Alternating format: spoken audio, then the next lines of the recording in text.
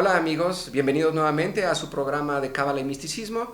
Yo soy Jorge Nájera y hoy nos acompaña nuevamente Gustavo. ¿Cómo estás, Gustavo? ¿Y tú qué Y dices? Álvaro. ¿Qué tal? Bienvenido. Igual. El día de hoy estaremos comentando sobre este tema de recibir y transmitir la luz divina como la parte básica y fundamental de la Cábala.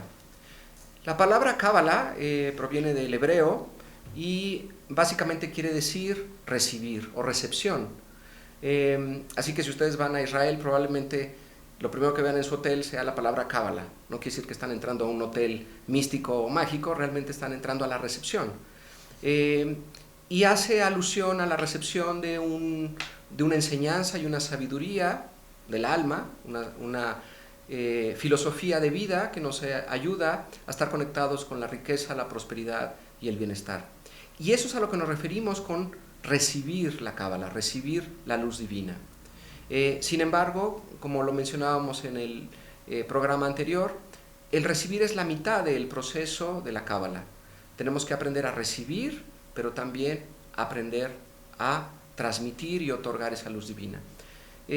Para los cabalistas, el creador o la fuente de vida primordial tiene un propósito y el propósito es beneficiar a la creación. En otras palabras, no nomás crea por su propia naturaleza, sino que en esa naturaleza existe una intención primordial y es que todo lo creado reciba esa luz divina. Los cabalistas le llaman esa luz divina la luz de sabiduría. Y lo que hace que la creación, nosotros somos parte de la creación, experimente al recibir esa luz divina es bienestar. Y por lo tanto, nosotros buscamos recibir el bienestar. Y tenemos diferentes niveles de recepción. El más básico es conocido como la necesidad. En otras palabras, en el momento que nace un ser humano, lo primero que experimenta es la necesidad. Y vemos que un niño grita y llora porque requiere aire. Así que necesitamos empezar a recibir la vida a partir de un aliento vital. Y podríamos decir que el recibir para nosotros es la parte más básica de expresión de la vida. Empezamos a crecer cuando aprendemos a otorgar. Podríamos decir que un ser humano empieza a desarrollarse y evolucionar en la medida en que puede igualarse a la cualidad divina de otorgar. Así que los seres humanos, al ser seres en relación, no únicamente aprendemos a recibir, sino también aprendemos a compartir con los demás y beneficiarnos de ello. ¿Cómo es que nosotros aprendemos a otorgar? Bueno, normalmente de niños nos empiezan a decir nuestros padres que hay que compartir, a lo mejor con nuestros hermanos o con los amiguitos, no hay que ser egoístas, hay que poder ayudar al otro, y empezamos a entrar en un proceso de sociabilización. Mientras el niño no tenga ese espacio formativo de una manera importante, lo que va a suceder es que se hace egoísta. Así que vamos a tener un tipo de riqueza y de bienestar que está basado en el ego personal, en la satisfacción personal de mis necesidades sin tomar en cuenta a los demás. Sin embargo, conforme vamos creciendo y vamos desarrollándonos, empezamos a encontrar el placer en el ayudar y en el otorgar cariño, ayuda a los demás, ¿no? Entonces, esos serían como los fundamentos de la Cábala en términos generales. Tengo una pregunta, ¿cómo sería entonces en el caso del cristianismo, ¿no? El cristianismo, el catolicismo está formado desde la caridad. Es decir, digo, el Papa y cualquier persona católica habla de la caridad como darse, darse al otro, ¿no? De hecho, hay un filósofo que habla también de esto, Levinas, ¿no? Que habla del darse al otro, entregarse al otro, vivir para el otro, ser servicial. En esto, ¿cómo se distancia? O pareciera que es lo mismo, ¿no? La Cábala con la religión católica. Bueno, primero que todo, sí tengo que hacer una distinción. La Cábala no tiene una connotación religiosa, es una filosofía de vida. Sin embargo, diferentes filósofos y diferentes religiones, sobre todo occidentales, han abrevado de estos principios cabalistas. La Cábala, por supuesto, que la vamos a encontrar en escritos sagrados como la Biblia, sobre todo en los primeros 5 libros atribuidos a Moisés, donde se nos dice que una vez que el hombre busca ese proceso de crecimiento, tiene que trabajar para conseguir un estado de gracia, un estado de plenitud. La palabra utilizada para la actitud para llegar a eso en hebreo es avodah. Avodah es una palabra hebrea que quiere decir trabajar. Sin embargo, tiene dos connotaciones bien importantes. No nomás es trabajar, sino también es servir.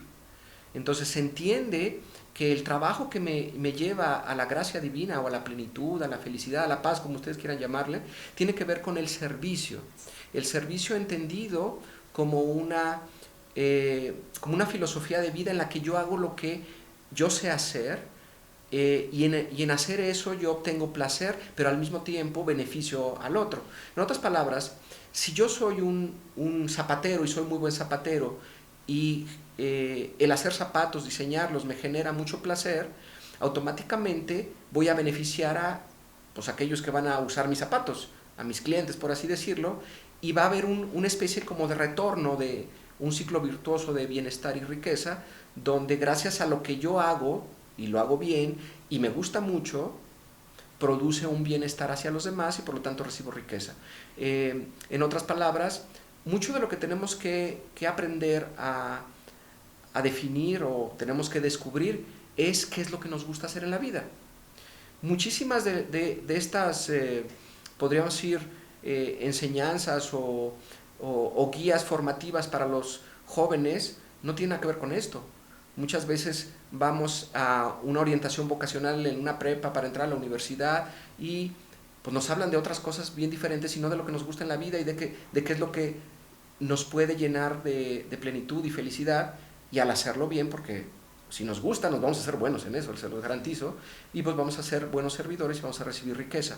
En otras palabras, esta idea de servir al otro hace un círculo virtuoso de bienestar.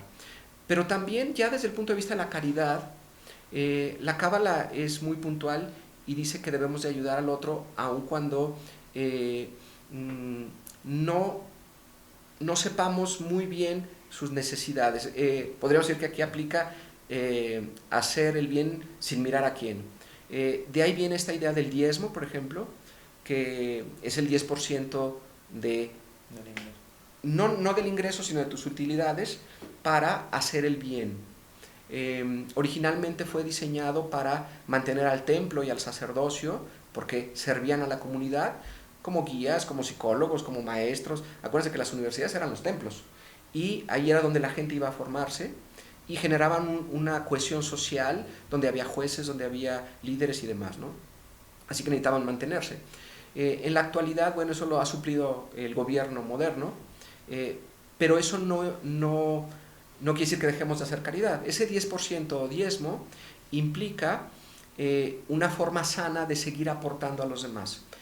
Vamos a ver en ciertos países o naciones que las grandes compañías hacen labor social. La gente que tiene mucho dinero tiene esta idea de, pues no sé, a lo mejor hacer un centro deportivo, a lo mejor un museo, a lo mejor becar a individuos. Eso es parte de este diezmo y es parte de esa caridad, ¿no?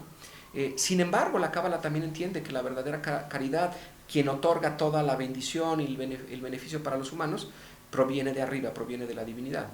Entonces, sí hay como un ensamble muy bello entre las religiones y la Cábala en ciertos principios, como este de la caridad. Ok, ¿y hasta dónde debo yo otorgar como individuo para no contaminarme? ¿O existe ese término en la Cábala? Por ejemplo, sí. Yo tengo un amigo con un cierto problema y yo decido ayudarle, siendo que mi ser se va a ver contaminado de este problema que a mí, pues o sea, es punto y aparte para mí, pero yo por caridad participo en eso. Ok. Bueno, primero que todo, no te contaminas al ayudar a alguien, ¿sí? No te contaminas con sus problemas. De alguna manera, el que tú tengas un deseo de ayudar y de beneficiar a un amigo, un ser querido, un familiar, es algo natural en la vida, es parte de una madurez, es parte de entender que estamos unidos y que todos nos ayudamos. Aquí, la filosofía cabalista te dice que no debes de dar más del 10%. Porque si das más del 10% empieza a haber un desbalance en tu sistema. Lo mismo sucede, por ejemplo, en un negocio. No inviertas más del 10% de tus ingresos en un negocio porque te desbalanceas. Esta idea del 10 es muy importante en la Cábala. Para la Cábala, el número 10 representa la totalidad de la creación. Es muy parecido a la teoría de cuerdas modernas. Para los cabalistas hablan de que el universo tiene 10 planos de existencia o manifestación, ellos le llaman emanaciones divinas, y cada emanación divina es como una frecuencia de realidad. Entonces tenemos, así como si fueran planos de existencia, el que yo me conecte con, por ejemplo, un plano de existencia llamado belleza, quiere decir de que yo estoy sintonizado con el aspecto de balance, equilibrio y salud en todos los planos. Pero a lo mejor hay otro de justicia, hay otro de verdad, hay otro de sabiduría, y en estos niveles es donde yo empiezo a generar armonía y balance en la vida, que a final de cuentas es lo que buscamos. La Cábala busca un proceso de integración de cuerpo, emociones, mente, y con el nivel trascendente que nos permita vivir en balance. Y bueno, nuevamente amigos, terminamos este programa sobre Cábala y misticismo. Se les agradece el habernos visto, y bueno, agradezco mucho la presencia de Gustavo, gracias por venir, y Álvaro, gracias, aquí estamos, nos vemos en el próximo programa, muchas gracias.